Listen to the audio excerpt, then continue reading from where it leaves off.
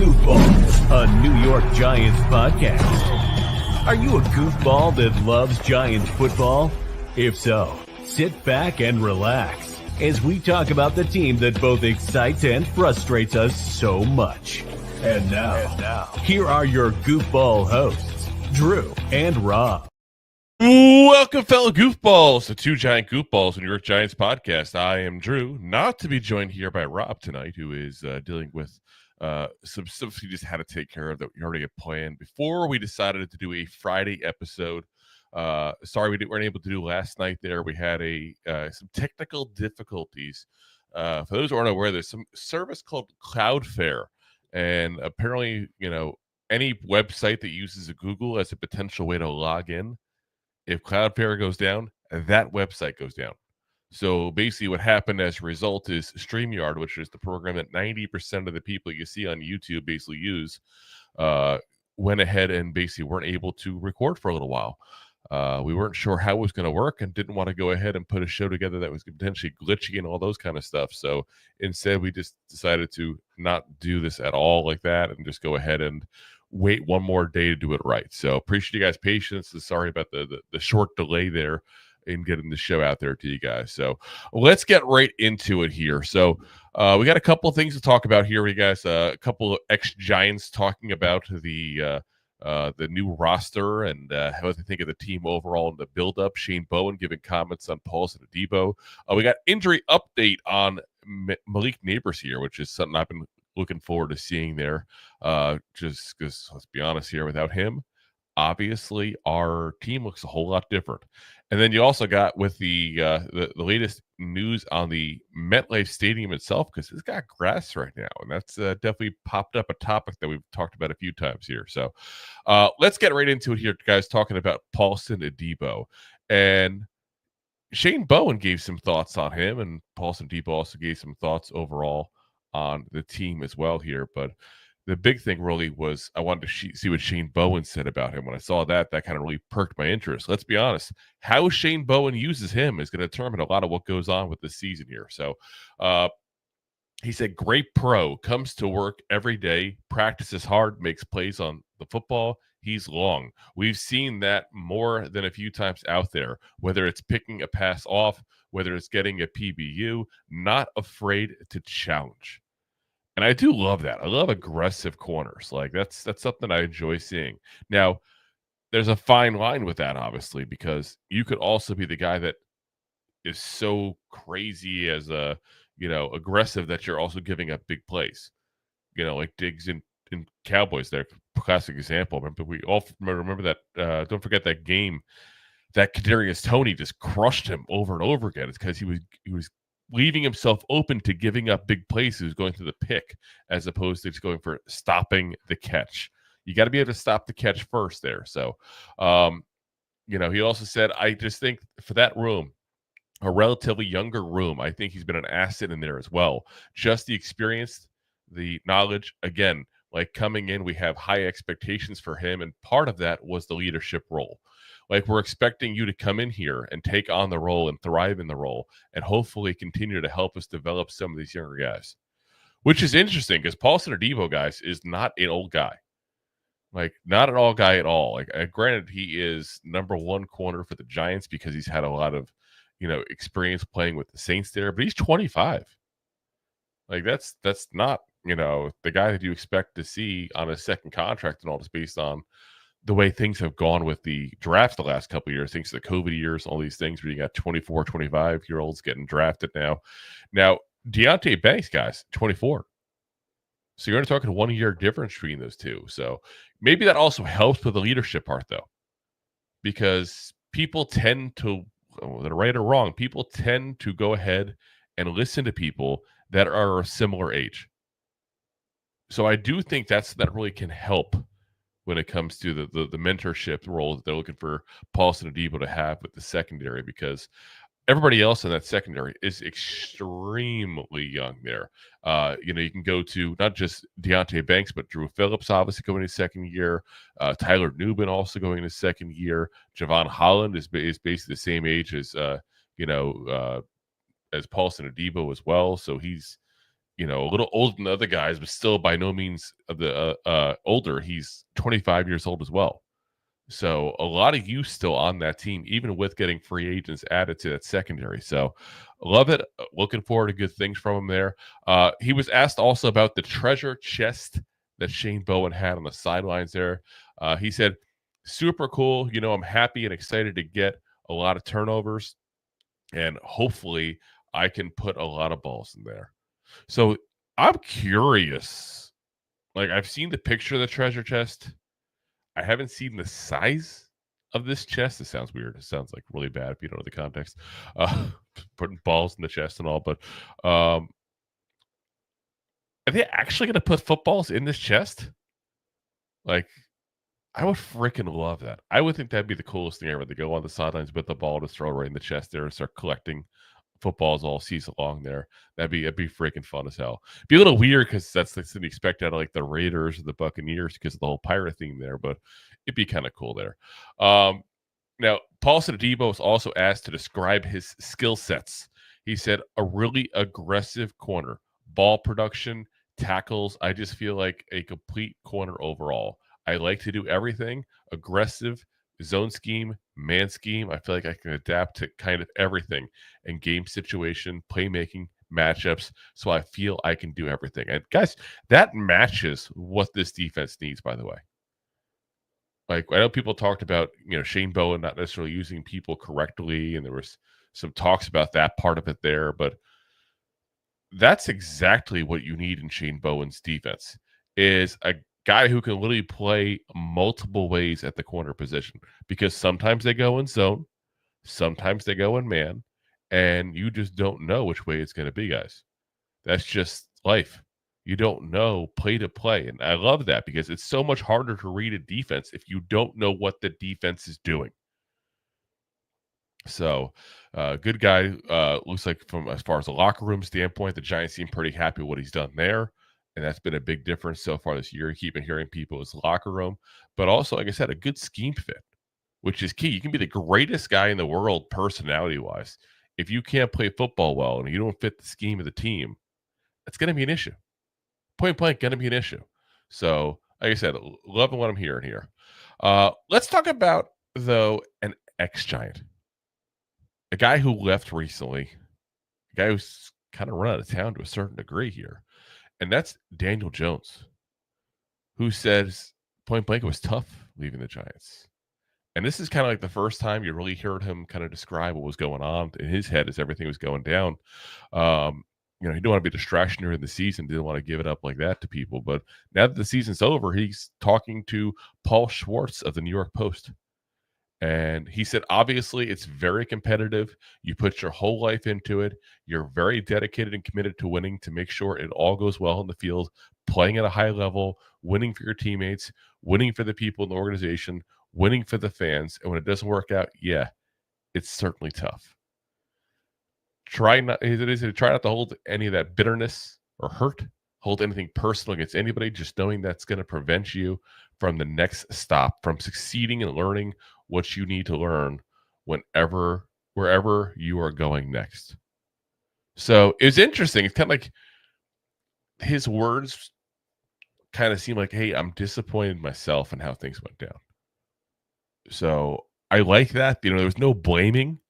There was no him, saying other people were at fault for what happened to him, which, again, we've said before, you can make that claim. Whether it was all the coaching regime changes, the years of Jason Garrett messing him up there. He could have lit the Giants world on fire and complained about every single thing. And you know what? Giants fans would have hated him for it, but fans of the 31 teams would have said, yep, that sounds about right. The Giants didn't do him any favors. Didn't set him up with the line, didn't set up receivers, didn't set him up a continuity of the coaching positions that matter. And this is par for the course, guys. Like I said, I don't think Daniel Jones will ever be a great quarterback. Let me be very clear on that. I don't think that. But as long as he's never a Cowboy or an Eagle, the two teams I can't root for you no matter what. As long as he's not one of those two spots, I will root for this kid wherever he goes right now, because he's a great guy. Like I said, a horrible player. This time with the Giants will never be remembered correctly. as far I was never remembered fondly, but he's a great guy overall. And like I said, you can't help but root for him. And if you don't root for him, then flat out, I don't know what to tell you. Like, the kid busted his butt here for years. Just didn't work out. Just not a good player. Doesn't mean he didn't try. And he certainly did try. And like I said, I think we should appreciate the efforts he put in. That's for damn sure. All right, let's talk about, again, another guy who is a Giant here, Malik Nabers. We finally got the injury update there for Malik Nabers. He's been out pretty much all, offseason here with a toe injury. Now, he's had toe injuries going all the way back to college as well. So I've been waiting for an update, trying to see what's going on with him there, because I don't like lingering issues. That's always something that scares me in players there. So Brian Daboll talked to reporters. He said he'll be doing something similar that he's done the last couple times he's been out. He'll do a little bit of walkthrough here, but he's progressing. He'll be okay. So it sounds like the Giants aren't too worried, and this is more of like, hey, let's take it easy. Let's make this as a precaution. Let's take it easy. Let's make sure he has a chance to be healthy for the season to actually start. And it definitely sounds like that from what he was saying. And I'm hoping so. Again, toe injuries have been lingering for him, point blank. And I think it's time to, not worry about the offseason when you have a lingering issue, because it's Malik Nabers, guys. Like, I got it. He only had 1 year, so it's not like you're like, oh my God, he's every year giving me the same thing. But there's no reason to think he can't just basically step on the field in the same exact offense he played last year and play with no issues whatsoever. The only thing that's different is obviously the quarterbacks. And if he can put up that kind of yardage and those kind of games with Daniel Jones and Drew Lock, even if there's a little bit of, communication issues there in the beginning, he'll have a much better season with Russell Wilson, Jameis Winston, Jackson Dart, those guys there. So, I'm not really too worried about it, to be honest with you. Now, if he has a setback, that's when I'd be worried. And that's why I love what the Giants are doing. Don't force him out there when you don't have to. You're setting yourself up for failure if you do that. So they're doing the right thing. They're doing right by Malik Nabers. They're doing right by the team overall. And quite frankly, they're doing right for the fans as well as a result. So, hopefully that injury, at least I don't say it goes away, because like I said, it's been back since college. You're talking a couple of years now. So it may be one of those things that never goes away, that you maybe have to just control the workload of this kid for his career, because you don't want to ruin him. And if you overwork him, you're going to ruin him. But I'm glad to hear that it's nothing worse. There's been progression overall, like they said. That's a progression means improvement, guys. There's no other way around that. Not when you're not practicing. There's no other way. So, good news coming out there, but not a ton of news, if that makes sense, is what you can say there. So, all right, let's talk about a couple more topics when we get back. Let's pay the bills real quick. Thanks for watching. Like the show?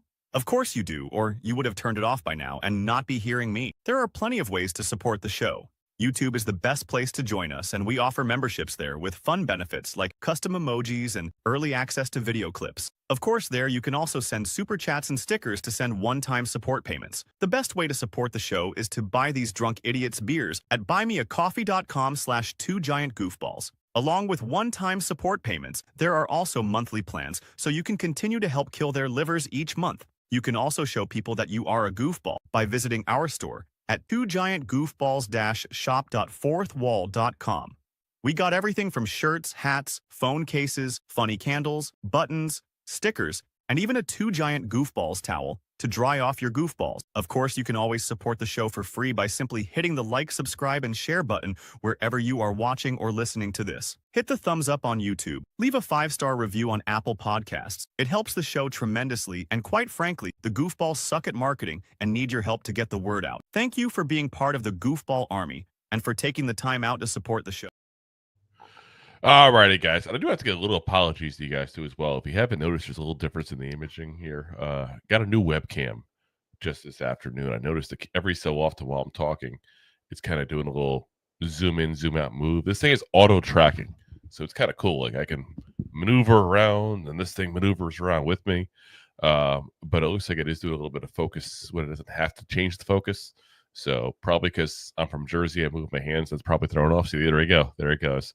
So we'll do some changes on that there. Like I said, it's kind of a test run with that camera there. So I apologize if anybody's finding that annoying because I can see how it could be there. But like I said, we should have that up and running fully, no problem next time there. So let's get back to the news here going on with the Giants here. So got to talk about the MetLife Stadium because there's an issue going on right now where we talked about this has been happening, for a little while here as a potential topic to pop up again because the FIFA Club World Cup's playing 9 games at MetLife Stadium. So I don't know if you're aware, but soccer players, there's a rule with them. They won't play in turf. Won't play. So they just had grass put down at MetLife Stadium. And this is what we as Giants fans have been asking for years. This is what players on both the Jets, the Giants, and visiting players even have been asking for years. Grass. And for whatever reason, they just refuse to do it. Again, there's a lot of stuff that goes on at MetLife Stadium, but it's kind of crazy. So even Jermaine Illuminor, who you guys, if you don't follow him on X, Twitter, whatever the hell you want to call it, he's a real good follow. He kind of gave a little meme afterwards, like looking like, hold on a second here, when he saw that they had converted over to grass. John Mara has spoken out about the whole grass thing before because he gets asked it quite often because, again, this is a topic that's come up for some years now. He said, I want to get to the point where the experts can tell us that late in the season we can have a safe, playable grass field. And when we get to that point, then maybe we'll make the switch. That's just ridiculous. You're safe and playable grass. The turf has not been for years safe and playable. Now, I will say they did switch out the turf there a couple years ago. It has definitely seemed to minimize the injuries compared to what it was with the old turf. The old turf was horrendous. I mean, absolutely horrendous. Like there's flat out players that just didn't want to play on that surface there. But, it's definitely a situation where you can't say I want it safe and playable when you set them up with a system that's not so safe to begin with. And you can make the money, to do it. I mean, it's insanity. I mean, it can't cost that much to do that. I can't believe for a second that it would cost so much money that you couldn't do it. Now, I'm looking here at, again, this is Google AI answer here. Who knows how accurate that really is? I don't pretend to be someone who is a grass expert, a landscaping expert by any stretch of the imagination. But it says here to install a football field with natural grass is anywhere from $100,000 to $250,000. Now, that's saying ongoing maintenance, mowing, watering, reseeding, all that stuff included. Let's just say hypothetically that the Giants decide to go ahead and put a brand new grass field down every single game. Every single game. Now you got 10 different games that get played there a year. 10. So you're talking about $2.5 million. That's it. 2.5. You got scrubs getting paid more than that. So isn't it worth it to keep your players healthy, to keep your players from getting hurt, and to be more of an attractive place to free agents, to pay that? Now, somebody else say, oh, there's the variable. What about playoffs? That's a great problem to have. You don't think they can recoup the extra money with extra games? There's no excuse. There really isn't, except being cheap. That's point blank the problem. Because if they're willing to do it for a whole different sport, they could do it for football. They can do it for football. They can do it for football. There's no rhyme or reason otherwise. Now, Mayor also said with the amount of events that are building, particularly during football season, having 2 teams there and how many times last year we had back-to-back games when it rained during the first game. I can't imagine what a grass field would look like on a second day. Yeah, then get rid of the back-to-back games. That's your solution. Like it's such a cop out to say something like that, seriously, because you can play home or away alternate weeks. Like Giants are home, Jets are away, and vice versa. Like it's not that difficult a concept. In fact, that's how most weeks it's done. Is there the overlap like that? Of course there is. Like you said, it does happen. But it happens because this concern's not there. If you threw that concern there, the NFL would stop that, obviously. And to me, again, it's idiotic not to do it. There's no benefit except your pocket to doing turf at the stadium. Absolutely none. So to me, make it grass, take care of the players, show you give a damn like that, and get it going. And you know what? Maybe you won't even have to change that every single time. Maybe you won't. And if you don't, you just save yourself some money. But even if you did, you could afford it. Assuming the numbers that I'm seeing here are correct. I will throw that in there, because assuming that. Now, the bigger issue is going to be, I'm looking here at the cost. Synthetic turf can cost anywhere from $640 to $2 million to install. So maybe that's the real problem, guys, is the Giants have invested in the system, and they've spent a lot of money on a turf, and they don't want to get rid of it. And again, I'd have to look at how the split up of the cost is in this, because obviously MetLife Stadium, it's not the Giants per se that paid for the turf, but obviously the Giants have a say. It's definitely, especially for the Giants and the Jets, everything's more complicated. Because you got a situation where multiple teams play there and agree on things. You have multiple companies that own this. So it's a joint venture between the Giants and the Jets, but you have to see a lot of seats at the table have to agree with this. And I think the only way it happens, quite frankly, is if fans and the players really throw a fit about it. Worse than they happen. I don't mean like saying, oh, this is ridiculous. I mean legitimately do something about it. Like, wear shirts on the sidelines or something that say, get rid of turf. I don't know. I don't pretend to be an expert in how to pick it as a player at that point. But, I get it where the players may not want to. I mean, unfortunately, the NFL has a history of fans that, players that speak up no longer being players.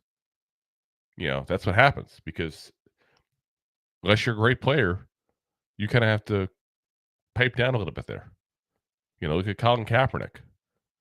I don't think he was a great quarterback, but don't tell me he could have been a backup for somebody. This is what happens when you speak up. So I get why the players don't necessarily do it, but something's got to get done. For the safety of future generations of football players, for the safety of the sport as a whole as well, because the more injuries you see from football players, that's one more mother or father that's saying, no, my kid's not playing that sport. Look at the hits, look at this, look at that, look at this guy on the ground.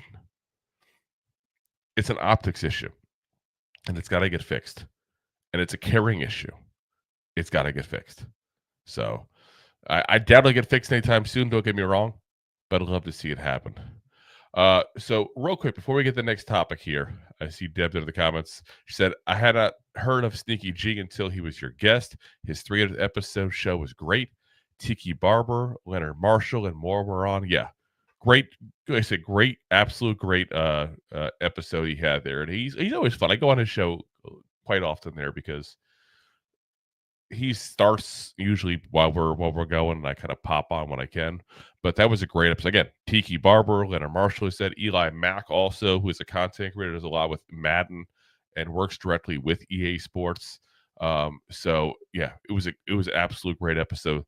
Plenty of other content creators also on there. So, Dash was on, who we've had on the show here before, a great guy there. TP Way was there as well. We're going to talk to him about getting him on here soon as well. So great show overall. Again, Congrats, Sneaky G, on 300.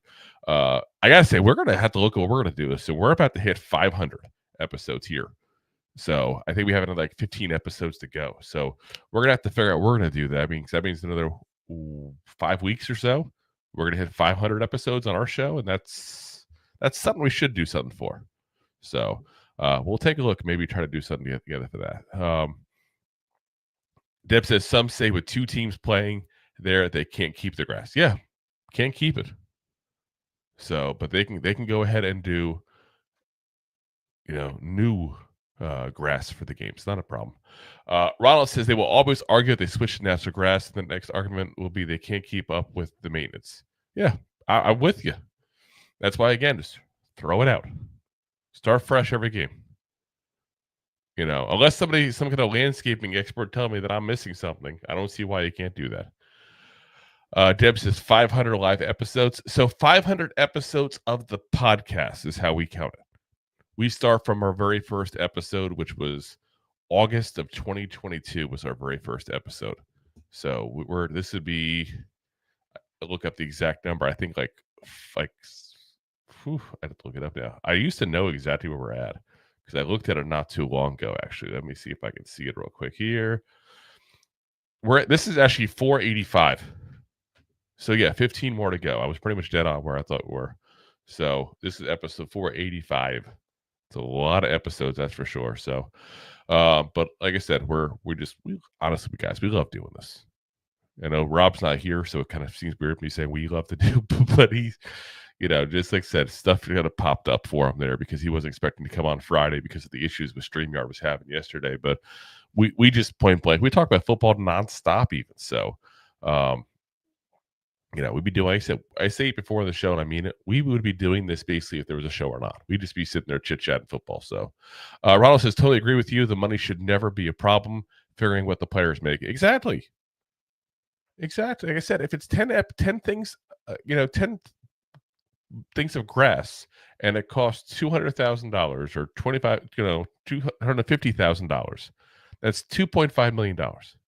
It's a drop in the bucket for an NFL team. It really is.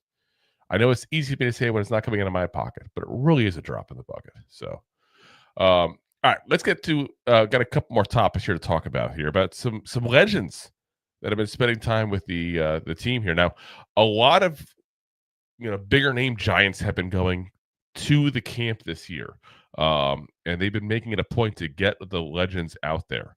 The big one for me I loved was seeing LT going out there and hassling Brian Burns about the number thing and all, but Victor Cruz was there. And listen, Victor Cruz is a guy that he's a great guy to bring out as a Giants legend with this group of kids, because I feel like I say kids because they're young. This is an extremely young roster, and they're young enough that they don't remember when Lawrence Taylor comes in. They never seen him play. Like, they know who he is. They know he's the greatest defensive player of all time because everybody knows that. They haven't seen him. They haven't seen Leonard Marshall, Carl Banks, Harry Carson. Even bring in guys like Keith Hamilton and stuff they never heard of. Jesse Armstead. These guys, they never heard of them. They never played with them. Never got a chance to watch them growing up. With play live and watch them film and everybody else. Victor Cruz is young enough that these guys grew up seeing this man salsa dancing in the end zone. So it means something when he goes there. But he sounds really optimistic, guys, on the Giants. He said, I think we have a good team. I think for the first time, head coach Brian Daboll has a team in a draft that you could feel he wrapped his arms around. These are his guys, and we'll see how he develops them and get them ready to play. And he also said a separate thing as well, saying that he thinks his team will be at least 500. So I know it sounds weird to be excited about 500 guys, but who here wouldn't be? I would be. If we're 500, I'm happy. Honestly, if we're 500, I am extremely happy. That is a nice uptick from where we were the last couple of years. So I'll definitely take that in a heartbeat there. So glad to hear good news on him. Now, he's not the only Giants legend, though, that's talking positively about the New York Giants. Tiki Barber also doing it. Now, listen, love him or hate him, because I know Tiki Barber is one of those guys that's it's a controversial topic for some Giants fans. They still haven't forgiven some of the way things happened when he left the team, obviously. Tiki Barber tells it like he thinks he sees it. Now, whether he's right or wrong, that's a whole separate thing. That's an opinion thing. But Tiki Barber tells you what he thinks. Like there is no difference as far as that. What's in the brain comes out the mouth. And I respect the guy for it because, quite frankly, it happens to me all the time. Now, he was on Go Long TD podcast with Tyler Dunn. And he said, I see what they're attempting to do identity-wise. And it starts old school.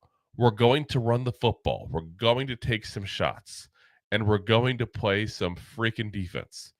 It feels old school Giants in a way. And I kind of love that. So now on top of that, and it's funny because Jay's not here to blame me for name dropping again here. As Deb pointed out there in the comments earlier on a prior segment, Sneaky G, who we just had on our prior episode there, when he had his 300th episode that I was on, Tiki Barber was part of that panel. So I had the chance to hear directly from the man. When he said point blank, it felt different going into camp this year. That's what he said. He said it felt like this was a different type of team that it's been in last year's. There's a different energy there. There's a different, feeling when you go into that building. Now, I had the chance to ask him point blank, what made that change? Because there was a lot of new players brought in. He specifically made it a point to say Russell Wilson, Jameis Winston. That's who he's giving a lot of the credit to. But he said point blank that it is a different building feeling-wise from what it's been prior seasons. So I love to hear that. And again, Tiki Barber is not the guy that sits there and just says things to make the team happy, to make the fans happy. He just says what he thinks. Keep in mind, he's in media himself now. He can't just sit there and say things to blow smoke up the Giants' butt. That's not what his current bosses want. Is him just do that about his former bosses. So, like I said, love to hear it. Love to hear good things about things going on with the Giants there. I'm cautiously optimistic myself. My camera goes a little nuts again. Cautiously optimistic myself. But I do think that this is steps it's going to be. Like, there's going to be times till this team looks bad. There's going to be times this team looks good. And we as fans, unfortunately, need to have a little patience. And I know we've had a lot of patience with this team, guys. A lot of patience. But this is a time for us to take a look at growth throughout the season. Especially with a very, very rough, schedule. So let's have that little patience here. Let's see how things progress, but let's hope for the best. And hopefully this is a totally different 2025 there, So, all right, guys, that's going to call it a day for us here. We're going to be back again for you Monday, our usual time. So, as always, we are live on YouTube, Facebook, Twitter/X, Twitch, Kick, and Rob's favorite, my LinkedIn profile. We're also available the next day on all the audio podcast platforms, as well as Apple, Spotify, iHeartRadio, Pandora, all the big ones there. So listen, guys, if you haven't already, do me a favor. Hit the like, hit the subscribe.